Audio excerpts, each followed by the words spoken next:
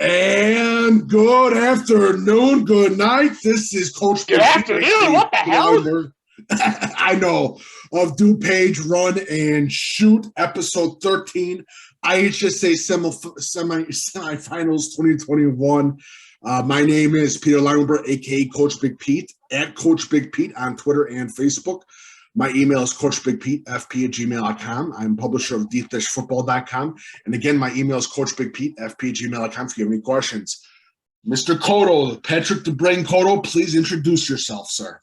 Hello, folks. Yes, it is me, the co-host of DuPage Run and Shoot Show, Patrick Codo, a sports reporter at NCTV 17, which, got my stuff on right now as I got some hockey to cover literally right after this. So that's why I'm doing this early. You want to check out our stuff? Go to nctv17.com or our YouTube channel, NCTV17 Sports.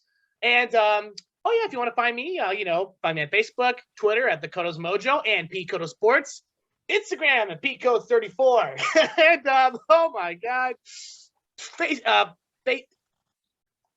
I can't speak either. The other Twitter account, the other Instagram, Codo's Mojo.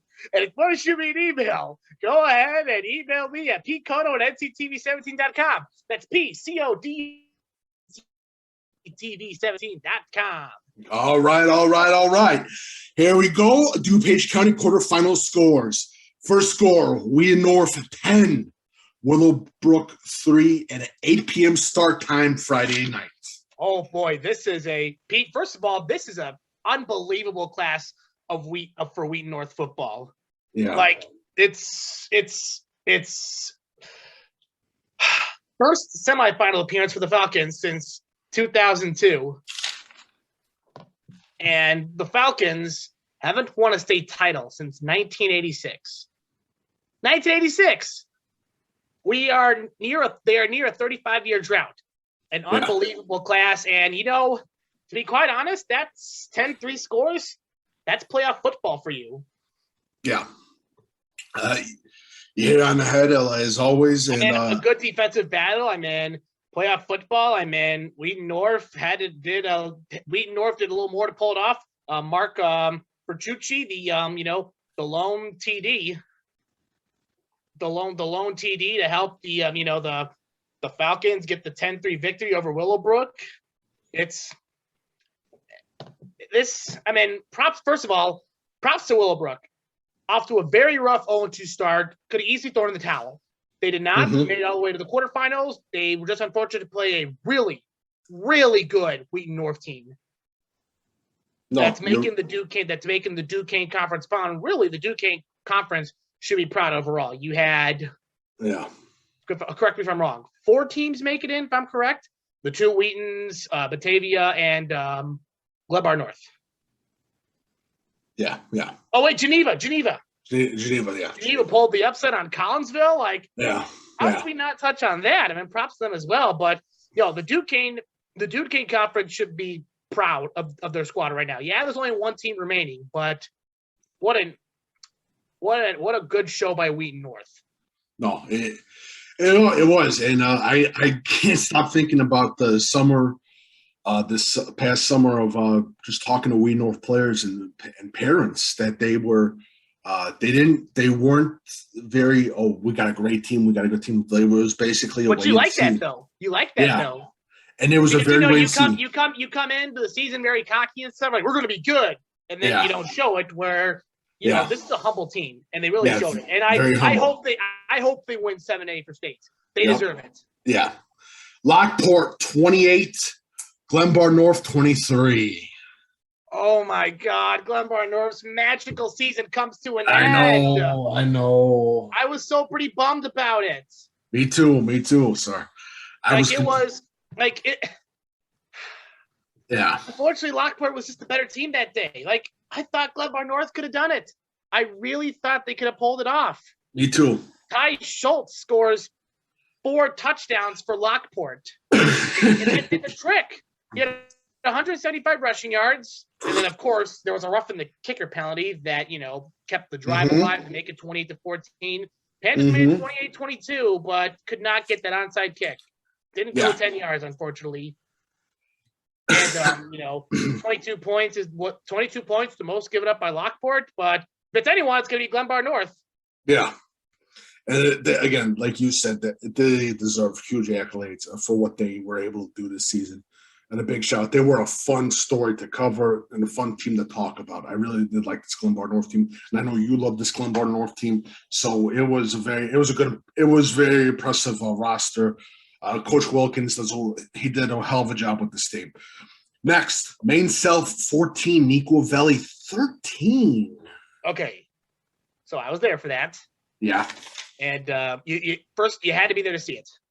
The biggest game changer for Neuqua Valley was 2 Mark Meneke end zone interceptions in the first half. That was the game changer right there. Yeah. If you score on any of those, whether field goals or not, you win the game. Even if you score on one of those, you win the game. Yeah. Instead, they came away with no points in those possessions. 0. One of them was after stopping Maine South on a 4th down on their side of the field. Yeah. Neuqua Valley had a super long drive after a huge 49-yard pass play from Meneke to Cole Dukovich. I thought Neuqua was going to score. No, they turn it over. Maine South gets it back. They score. And then Neuqua turns it over again in the end zone before halftime. I mean, props to Neuqua Valley coming back to making it from 14-0. I mean, it all started with oh my God, I just want to be glad that I did not put Palmer Donski's missed kick in it because I'm not going to lie, he would kill me. He would kill me. Well, here's what happened. It all started with I'm sorry, I gotta, it's a lot to unpack. It all started with the Palmer Donski fake punt. It gave Neuqua some momentum. So there was the fake punt, a Jaden McGee touchdown. And then Neuqua gets a stop, scores another touchdown with Palmer Donski. It was very unfortunate enough for him to miss the extra point. Then Neuqua gets a 4th down stop, and they're moving the ball. It was just very unfortunate that Mr. Domsky had to kick a long field goal. And the kick had, oh my God, it was, I don't even know how to describe it. I really don't. It was bad, really bad. I was expecting this game to be actually a high-scoring affair. I was completely shocked by the score. I mean, again, if Neuqua didn't turn the ball over in the red zone, then that's what we could have had. Because, Maine South would have, responded with a touchdown of their own. I mean, Maine South had a turnover on downs in the red zone. I mean, should they got for the field goal? Yes, but, it's playoff football. You got to go for anything. Like, it was definitely a turnover battle between both teams. Maine South had 2 turnover on downs. Yeah. So you had the 2 failed 4th down conversions. One of them should have been points. One drive should have ended in points, and then you had the one that gave Neuqua the momentum, and then Neuqua just turned the ball over in the twice in the red zone. Like that's you're looking at a 14-all tie going into halftime. Instead, you had a 7-0 Maine South lead. Yeah. What looked like a 14-all tie was just a 7-0 Maine South lead. Yeah. And I hope Chris Petrucci is okay. Suffered an injury in that game after that big 80-yard touchdown from him to Rowan Keefe. I'm sorry, from Rowan Keefe to him. And nobody was on him. Yeah. But again, it's playoff football. Yeah. 3A. IC 31, Princeton 7. Not much of a surprise. But props to IC. They keep rolling. Yeah. Obviously, the Saturdays are our biggest test. Oh yeah. Illinois Games of the Week quarterfinals. Loyola 3, Lincoln Way East 0. What the hell? This is a game that's where I mean, I guess Loyola's defense played their best game of the year. First of all, if you shut out Lincoln Way East, that's an automatic victory. If you shut out Lincoln Way East. But 3-0, though, that's a huge scare right there. And Loyola is 2-0 in that rematch, in the state finals rematch. Yeah. Won the 2018 semis. Yeah, and Lincoln Way East has got nothing to hang their head on. They played their butts off against a tough Loyola team. And they are officially the defending 8A champs no more. They are no more. Yeah. No, you're right. You are right about that. All right. Brother Rice, 41, Mount Carmel, 28. Oh, boy. This was a close game. I really thought Mount Carmel was going to have some fight. They did into the third. But then it turned into an epic shootout. Jack Lausch, 4 TDs. Yeah. 41-28 after trailing 7-6 at halftime. Yeah. The halftime score went from 7-6 to 41-28 the final. No, you're right. You are completely right, sir. Aaron Vaughn with a big role, 174 yards rushing. The Crusaders had 434 rushing yards overall in the night. Yeah. So the funny part, and I got to laugh about this, is Coach Lynch of Mount Carmel said people were doubting Mount Carmel. I mean, I don't blame him, but at the same time, you shouldn't, because Mount Carmel is always on a different level when it comes to playoffs. Like, the regular season doesn't mean shit. If you can't do that. You can't do that underdog, underrated. No one. You can't. You're Mount Carmel. You won so many state titles. You can basically measure your 4 hands with rings. So come on. It's playoffs. You shouldn't underestimate any team. Like, let's go back to 2015 for example. Marist and Waubonsie Valley. They were 2 teams that were 5-4 in the regular season. Yes. Waubonsie Valley was the 30th seed, had to go down to Edwardsville. Edwardsville. Yeah. They pulled off that upset win in overtime. Then they beat Eagle Valley. Then they beat Naples Central, which that's sick to think of. Then you lose to Marist, but it's playoffs. And then in 2011, Belleville East came up here and beat Waubonsie Valley. Oh, yeah. Yeah, I remember that. Prospect. You can't underestimate these teams. I'm sorry, it's playoffs. You're right. You're completely right, Codo. Prospect 35, Jacobs 21. I mean, let's give props to Jacobs, first of all, for getting a fight after a 2-2 start. Yeah. Usually when you get off to a 2-2 start, you don't know about this team, but Prospect made the plays they needed to. Owen Walter was the QB. As I mentioned, it was QB debacle of who the hell was going to be the quarterback. And it was Owen Walter. And definitely helped the Knights. I was... like you said, Jacobs, they deserve all the respect in the world what they were able to do. I'm completely shocked that Prospect has made it this far. Really, honestly, I am. And again, with Jacobs, you got to give the accolades to Coach Zimmerman and the Jacobs Eagles. All right. Lake Forest 22, Prairie Ridge 21. Oh boy. Who would have thought this game was saved by a helmet? Who would have thought this game was saved by a motherfucking helmet? Yes. Oh my God. Okay. So Prairie Ridge has a 6-point lead. They're marching down the field. They're inside the red zone. A touchdown puts the game away. Instead, let's see. Andrew Lyons, his helmet was right there too. Doing. Yes. Punch that ball out. Zach Benston recovers the fumble. 92 yards later, they're in the end zone. Yes. 22-21 Prairie. I'm sorry. Yeah. 22-21 Lake Forest. Oh my God. You cannot have, No. You got to hold on to the damn football. Yeah. And Lake Forest, they're just a wonderful story to cover. And I'm happy for the Scouts. And the defense won it. Yeah. The helmet turnover did the trick. No, you're right. Fenwick 28, Nazareth 17. Okay, obviously, all right. It's playoffs, so put all the crow shit aside. To be honest, I told you. let's put all the crow shit aside. I mean, it's playoffs, so we can do the crow though. We can still do the crow. It's playoffs. We're dealing, but this is a Naz team that again you never want to sleep on. But this is a team that started off 0-3.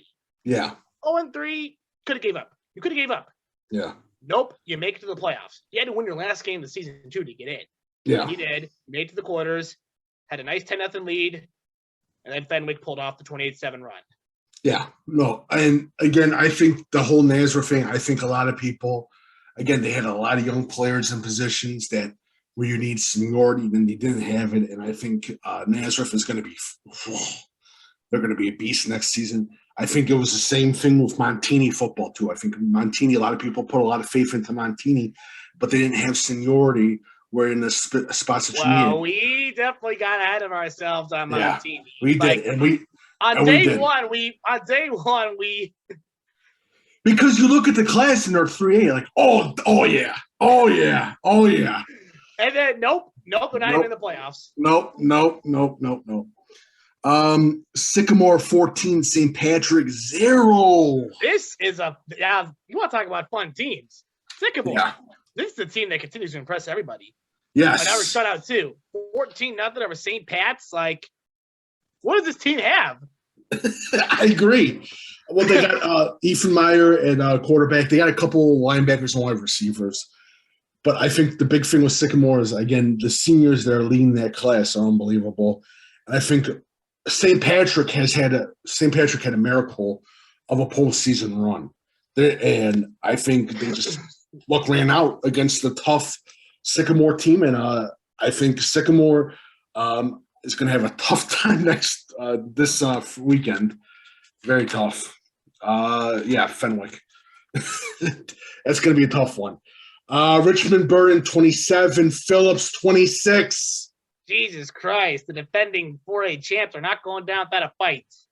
I got to give it to Phillips defense. I didn't think they had it in them. They even though they lost, they proved a lot in that game.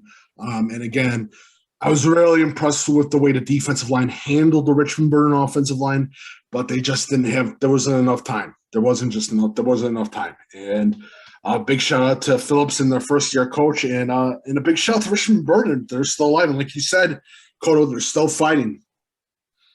They are still fighting indeed. And they are obviously they got a huge test this week. Yes. Oh, yes. Mount Carmel 30, Benton 14. The Southern Illinois Mount Carmel, not the Chicago. Yes, Southern Illinois Mount Carmel. Well, if Chicago Mount Carmel played Benton, Benton would have gotten 50 points. Jesus Christ. Props to Ben for having an unbelievable season. It was unfortunate that it had come to an end. To Mount Carmel, I mean, it was a close game at first, 14-all at halftime, and then Mount Carmel made the plays in the second half, and Benton didn't. Yeah, I was completely shocked. I thought the score was going to be closer. But I'll give props out to Benton's QB though. He had an unbelievable. Keegan Glover, yeah. He's had a historic career in the state of Illinois, and he's going to be noticed with I think the record book. He's in the top 10 of passing in the state of Illinois for career, if I'm not mistaken. Well, that's good for them, though. Yep. St. Teresa versus Mater Dei. St. Teresa 48, Mater Dei 14. I thought this game was going to be closer.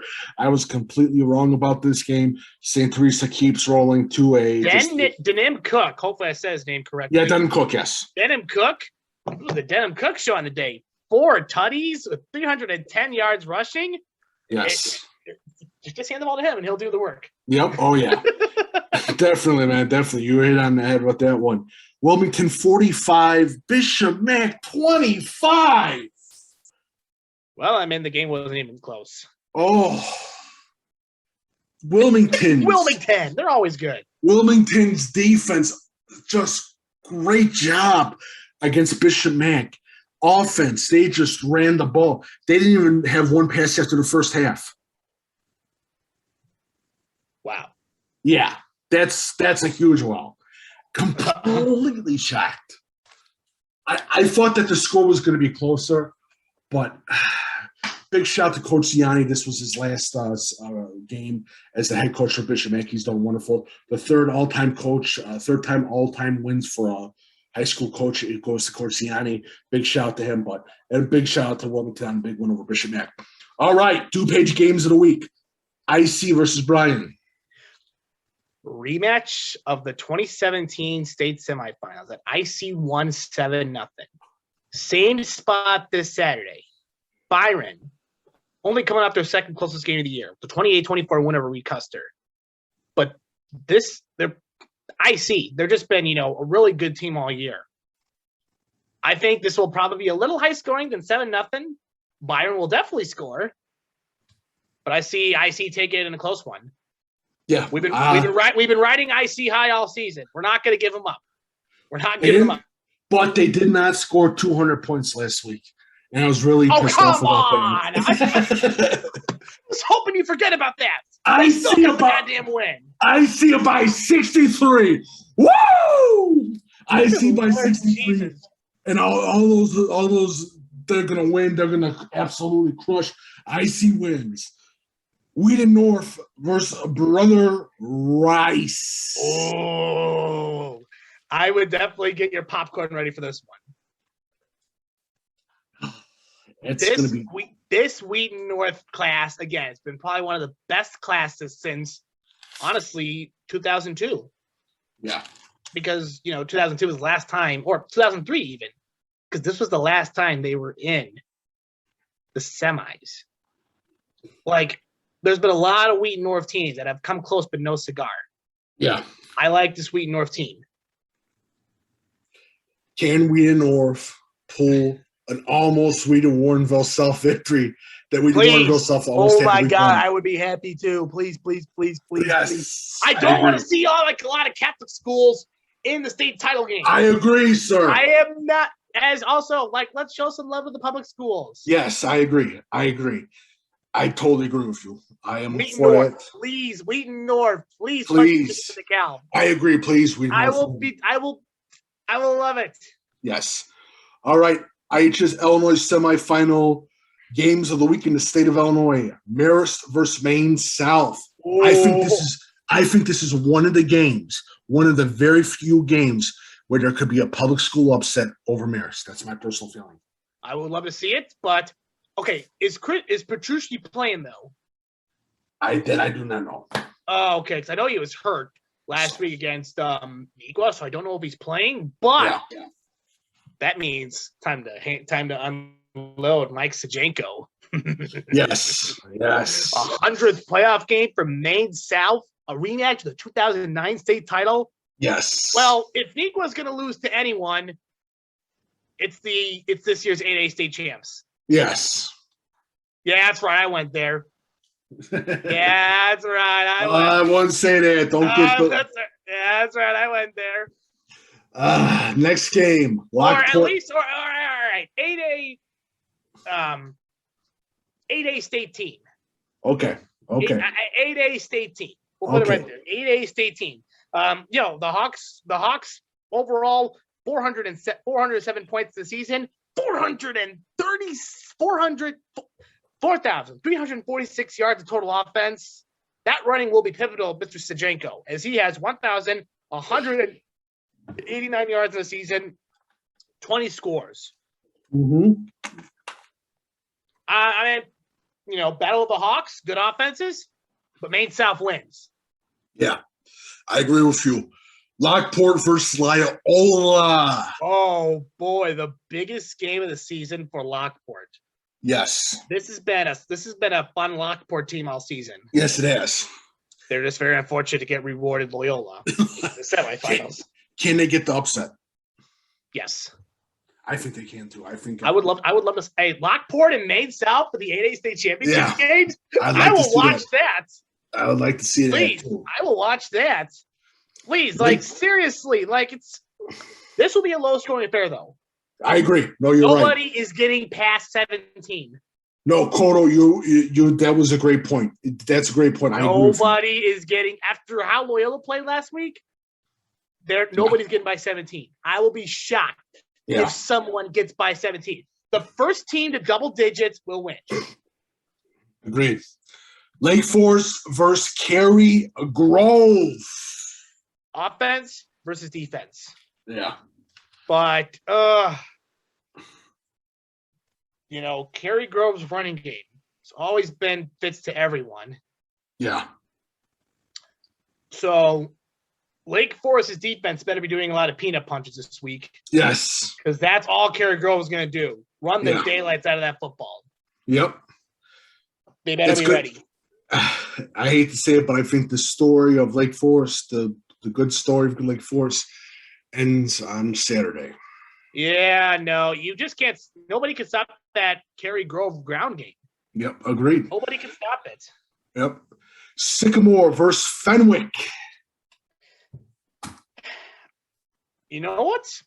Fenwick has always had the worst luck in the playoffs. Yeah, they have. I would love to be honest. There have been so many fun teams this year that we've been riding. Glenbard has been a fun team. Batavia has been a fun team. Yes. You know what? Let's show some love to Sycamore. They're going to be that fun team to keep their fun season alive. Taking down Fenwick. This is one thing. They've been surprising us so far in these playoffs. Yeah. They pounded Glenbard South, who was the number 1 seed in 6A. Yes. They just shut out St. Pat's. So why not? And this is one thing I want to bring up. Why do I have a feeling that this weekend something weird's going to happen with the refs? There's going to be a weird game. There's going to be one game where there's something weird's going to happen. I just got this weird feeling. My spidey senses are tingling. Shades of 2016? Yeah. Yeah. Could be. Kankakee versus Morton. Morton. Seth Glains.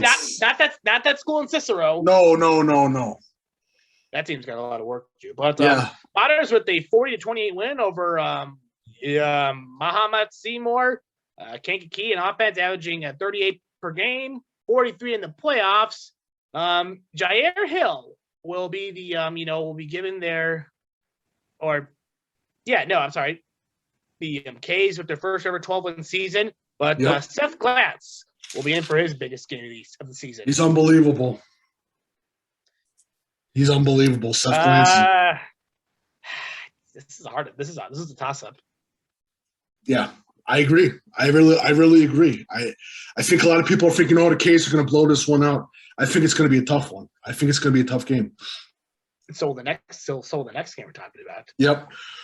Derek Leonard Bowl number 2, Rochester versus Sacred Heart Griffin. So Rochester, a 45-41 win over Sacred Heart Griffin. It's going to be high scoring again. But I think Rochester pulls it off. Derek will beat Ken. I think this is time for the old man to get some revenge. I have Ken Leonard. Sacred Heart Griffin and Joliet Catholic in the 4A state championship. In the upset, yes. I would love to see that, actually. It's just my feeling of Rochester does not want to see Sacred Heart Griffin in the playoffs. They did not want to see them.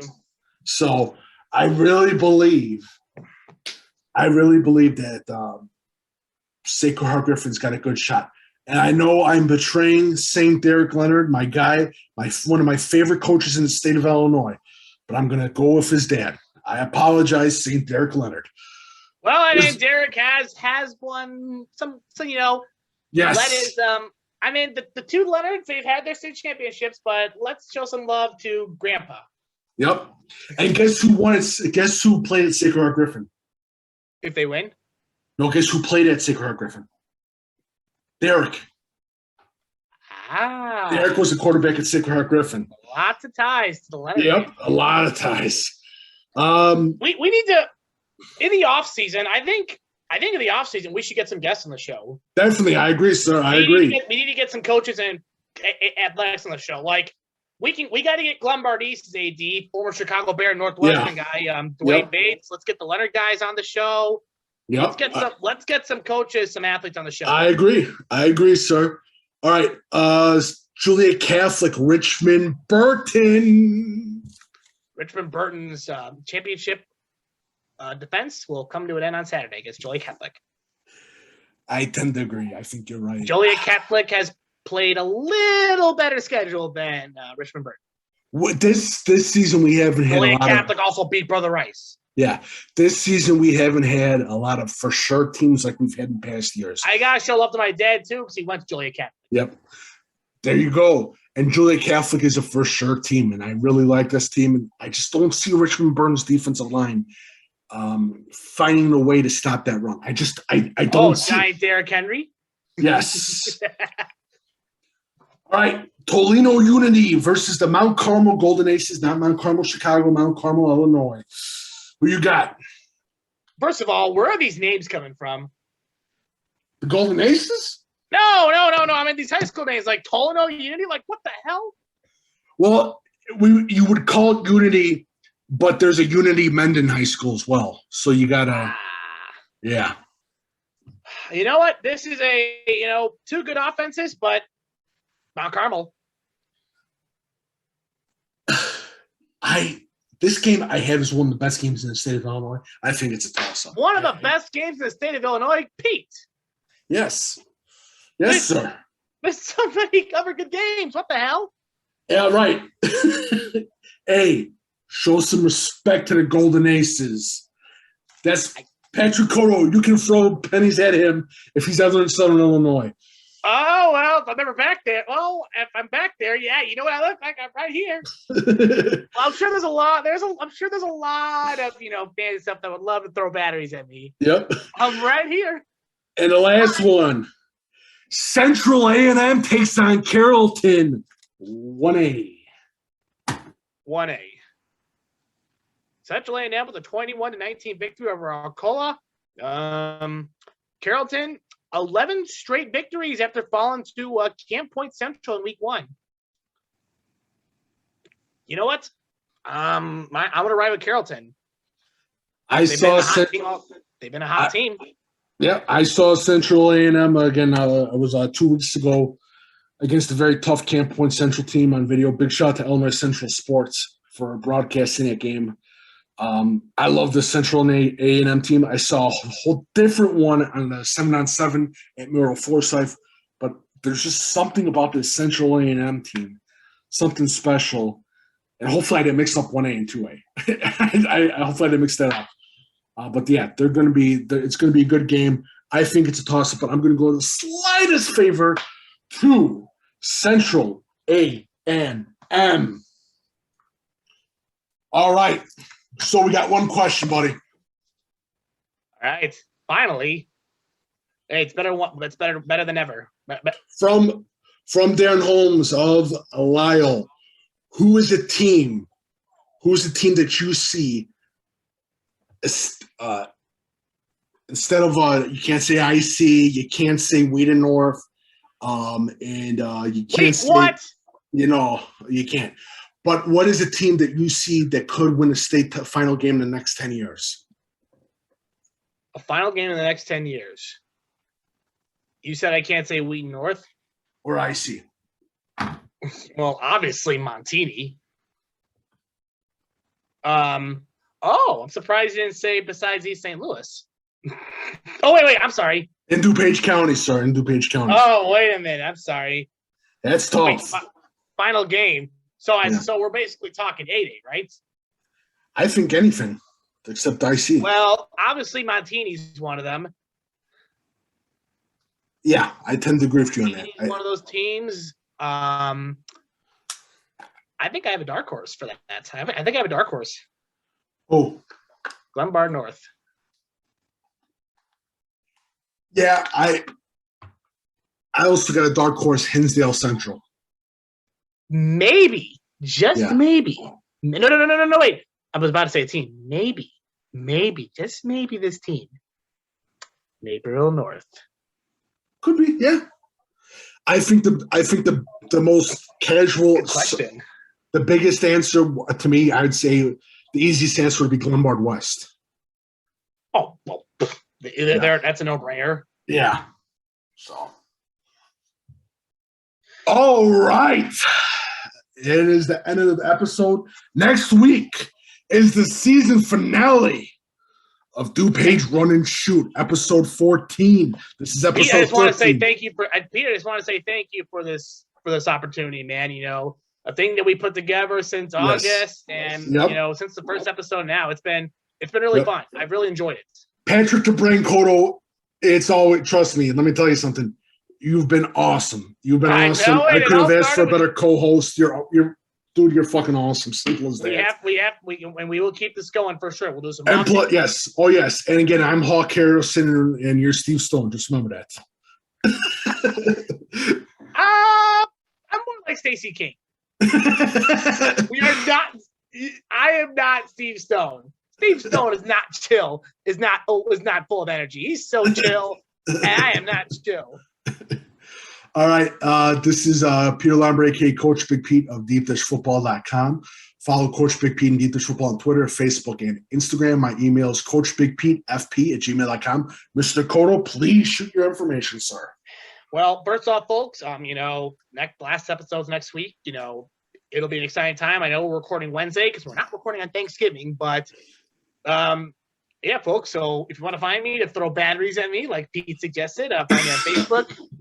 Twitter at Pico Sports, the Codo's Mojo, Instagram, Picos34, also the Codo's Mojo, and you know, find my work on nctv17.com, our YouTube channel nctv17 Sports, and send me an email, pcodo@nctv17.com. And from everyone, and we'll see you next week on the season finale of DuPage Run Shoot. Have a good one. It's going to